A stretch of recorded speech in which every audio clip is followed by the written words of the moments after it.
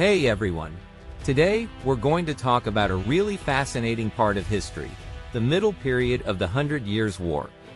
This was an epic struggle between France and England that had its fair share of drama, battles, and larger-than-life characters. Alright, let's rewind to after the Battle of Poitiers. That fight was absolutely devastating for France. Hundreds of their bravest knights were killed, and when their king John was captured by the English, chaos erupted back home. Peasants rebelled against their masters, civil wars broke out, and the whole country seemed to fall apart. After 4 years in captivity, yes, you heard me right, he finally got released, but there was a catch. He had to pay a massive ransom and give up control of Aquitaine to the English. Talk about coming back from prison only to find your house in shambles. King John earned the nickname, Good King John, because he was brave and honorable as a knight, but honestly, he wasn't much of a leader. When he passed away, his son Charles V stepped up to the throne. Now here's where things get interesting. Charles V, also known as Charles the Wise, was nothing like his dad. Sure, he might not have been the chivalrous warrior type, but boy, did he know how to run a kingdom. He reformed the government, strengthened the army, and once the war with England reignited, guess what?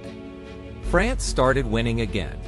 Around this time, the Black Prince, the legendary English commander, was dealing with serious health issues and eventually died in 1376.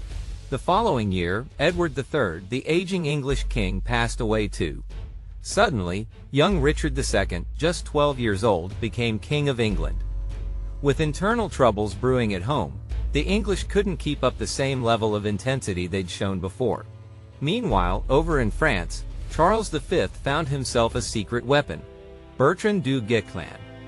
Now, du Guesclin wasn't your typical noble-born hero. He came from a humble background in western France, and as a kid, people didn't exactly think he was destined for greatness. In fact, his own parents barely paid attention to him because, well, let's just say he wasn't the most handsome guy around. But du Guesclin had grit. As a teenager, he ran away from home and lived with an uncle, dreaming of glory on the battlefield. One day, during a tournament in his hometown, he borrowed armor and a horse, entered the competition, and shocked everyone by defeating 15 knights one after another. Can you imagine the look on his father's face when he realized who the mysterious champion was?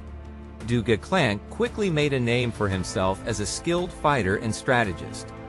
When Charles V needed someone to lead the French armies, he chose du Guesclin as Constable of France, the top military commander.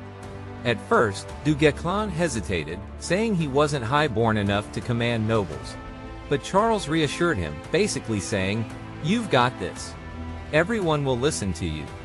And so, du Guesclin took charge. His leadership style was refreshingly different. Unlike the arrogant French knights who thought retreating was shameful, du Guesclin valued smart tactics over pride. If pulling back meant saving lives and setting up future victories, he'd do it without hesitation. Plus, he embraced using peasant soldiers if their skills gave them an edge. Under his guidance, the tide began turning in favor of France. For years, du Guesclin led successful campaigns, reclaiming nearly all the land the English had taken. No huge flashy battles, just steady progress through careful planning. Unfortunately, both du Guesclin and Charles V passed away in 1380, leaving behind a fragile legacy. Their deaths marked the beginning of yet another dark chapter for France.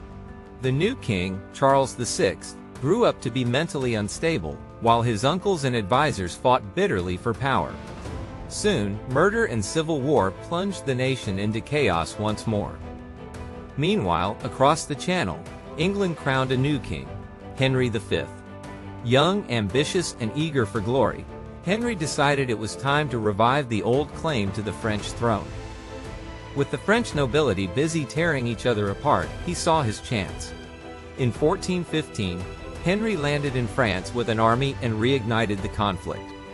Fast forward a few months, and the English found themselves trapped near a tiny village called Agincourt, surrounded by a much larger French force. But Henry wasn't worried. Instead of panicking, he confidently told his men, I don't want a single extra soldier. If we win, it'll be thanks to God's grace. If we lose, fewer casualties mean less loss for England.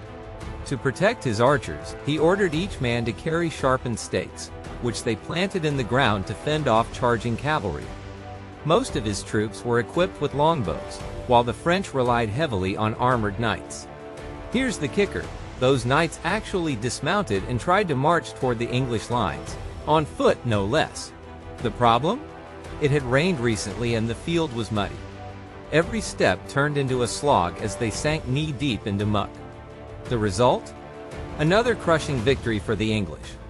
Over 11,000 French soldiers lay dead, including dozens of princes and lords.